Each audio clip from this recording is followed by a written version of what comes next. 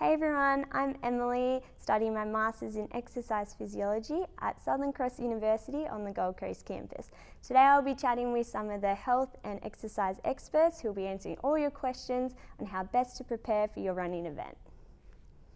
I'm here at Southern Cross University with Dr. Luke DeVecchio. He is an accredited exercise physiologist.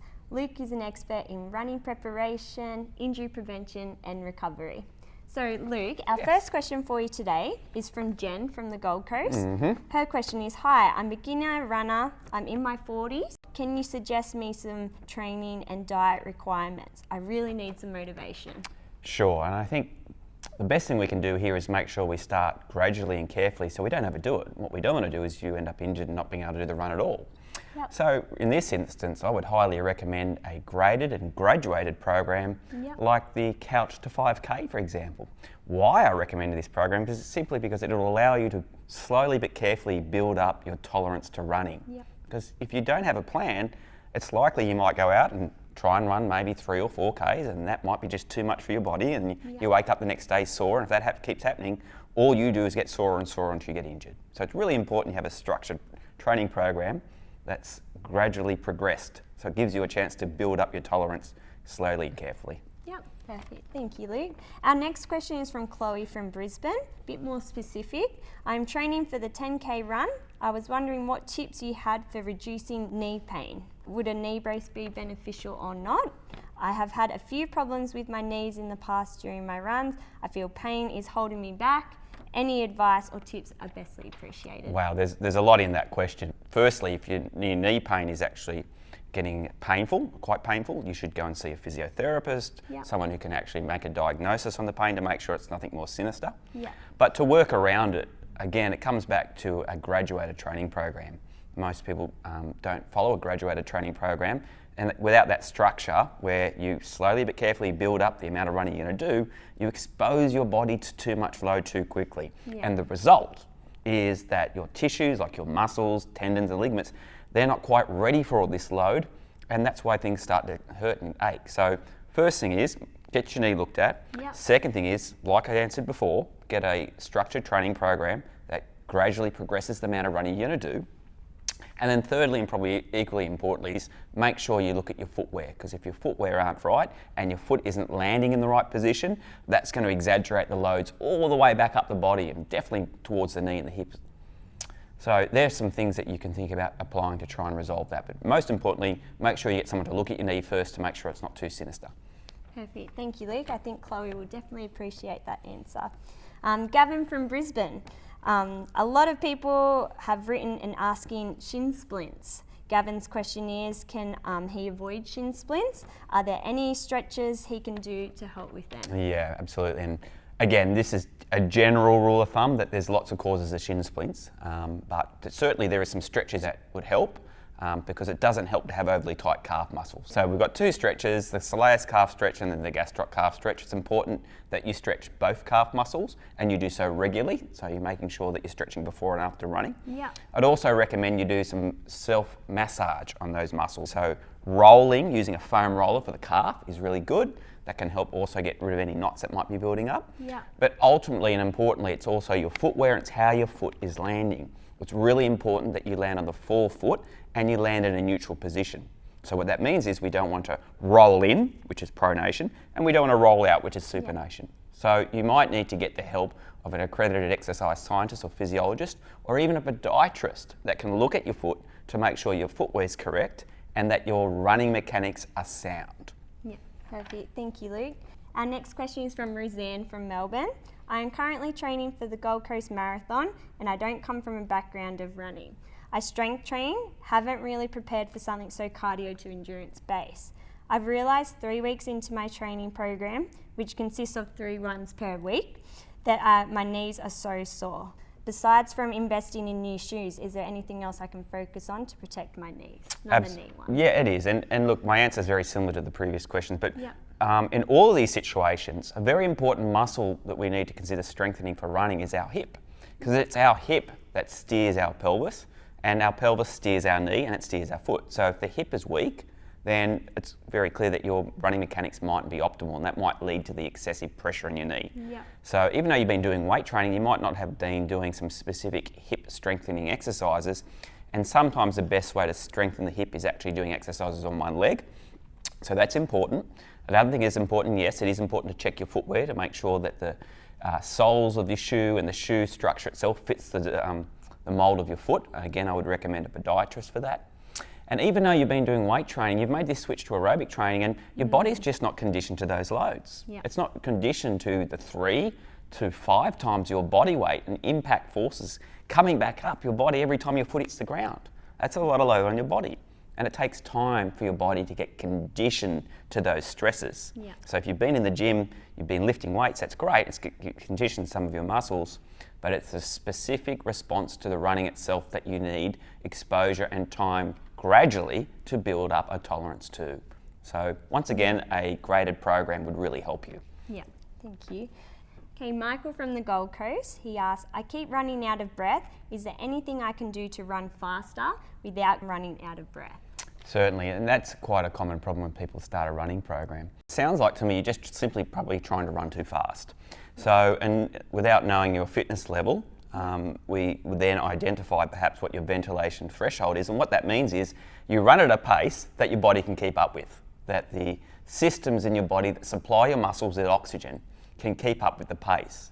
And usually when someone's running out of breath, it's because they're running just a little bit too fast for their current fitness level. Yep. So 2 things Michael do is actually try and do a fitness test. Try the beep test. There's another test called the 2.4K run test. You could try that. Yep. Find out what your fitness level is, and then it's a bit easier for you then to work out just how fast you can run, because you can match your running speed to your current fitness level. And I think that would be the first line of defence against trying to improve your running without feeling so breathless. Yeah, perfect. Libby from the Gold Coast, and a lot of other people have asked about this, about their hips. Her question is, every time I increase my running load, my hips appear to hurt more. The muscles start to burn around the hips, plus throbbing pain occurs. How can this be fixed? Yeah, look, again, this is just some very general advice, because whenever there's pain, it should always be a bit of a flag to get it looked at carefully by an appropriate professional, like a physiotherapist. But it may be that the hip muscles are just a little bit too weak. And remember, the hip muscles are responsible for bearing all of our weight. So when we run, we're actually on one foot most of the time. And it's up to those hip muscles to control your body weight. So my suggestion is, after seeing a physiotherapist to make sure that pain isn't too sinister, that you do some specific hip strengthening exercises. And sometimes the best way to strengthen your hip is to do these exercises on one leg, where your body is forced to really use those hip muscles in a functional way, in the same manner in which the muscles will be used in running. Yeah, perfect. Thank you for that, Luke. I'm here with Holly Muggleston at Southern Cross University, our nutrition expert. She's here, she's going to tell us all the details about nutrition and how it can help with running performance, recovery, and all the preparation there. So our first question, Holly, is from Alice about diet, ? And many people have asked about diet, so what can you tell us about that? Good question. Bit vague, but I love it because it's quite broad and it helps me to take it to the basics. Yep. And it's important to know that everyday healthy eating coupled with sports nutrition really go hand in hand. Yeah. And everyday healthy eating really looks at having a variety of foods from the various different food groups, like whole grains, fruit, veggies, lean meat, or equivalent if you're a vegetarian, milk or equivalent, some unsaturated fat, and fluid, particularly water. And then we think about sports nutrition advice, and they've got advice for what do you have before you race, during the race, and after the race, and that's very much for enhancing your performance and for recovery. So the nutrients that are important in sports nutrition are carbs, or carbohydrate, protein, fluid, electrolytes, and for women would be iron. So carbs, so things like bread, cereals, pasta, rice, fruit, starchy veg like potato, sweet potato, You can have things like gels, like carbohydrate gels, or some of your sports drinks would be examples of carbs. Protein would be your lean meat, your chicken, fish, eggs, nuts, seeds, milk. Just be careful if you've got plant milks that they do have protein, not all of them do. Yeah. And then there's your protein supplements as well. If we look at hydration, like fluid, water is preferred. There's sports drinks, fruit juice, soft drink, but not alcohol, sorry. And then we've got your electrolytes, which are types of minerals that are found in food, so you're going to get them in all food.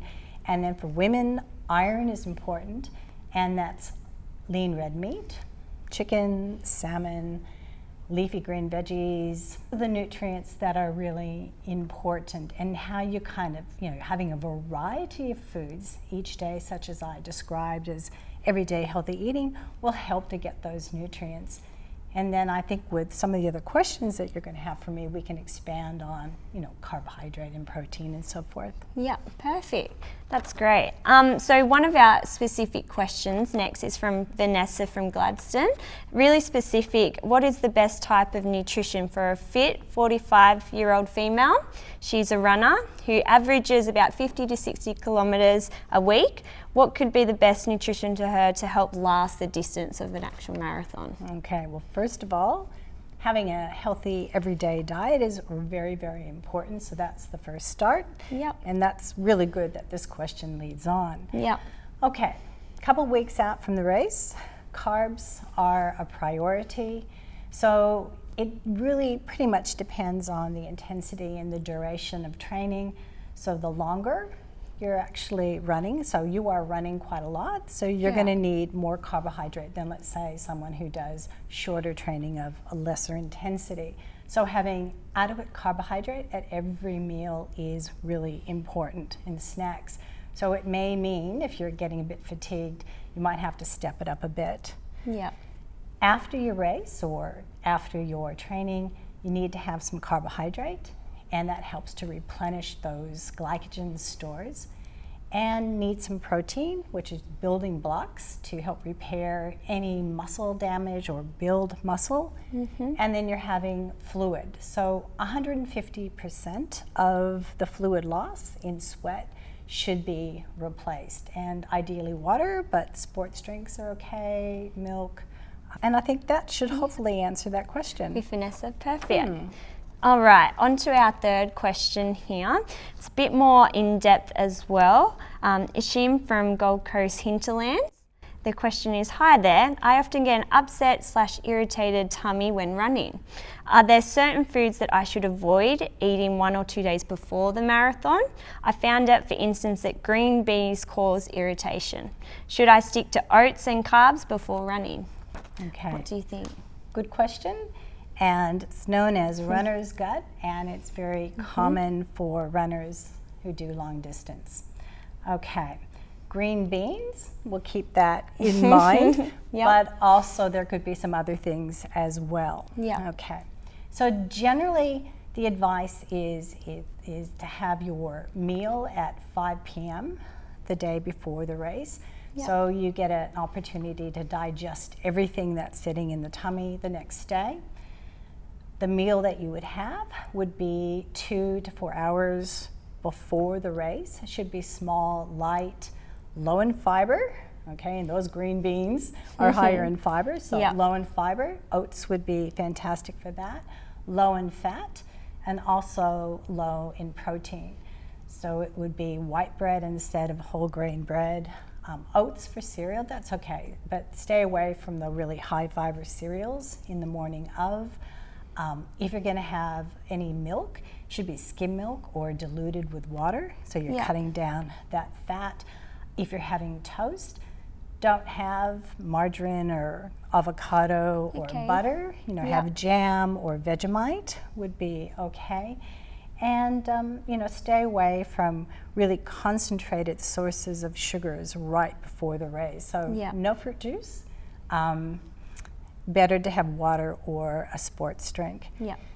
And just general know you've got to test out what you have, you know, before you actually run the race. So it may be you're having too much fiber and maybe not enough fluid. So keep those sort of recommendations in mind.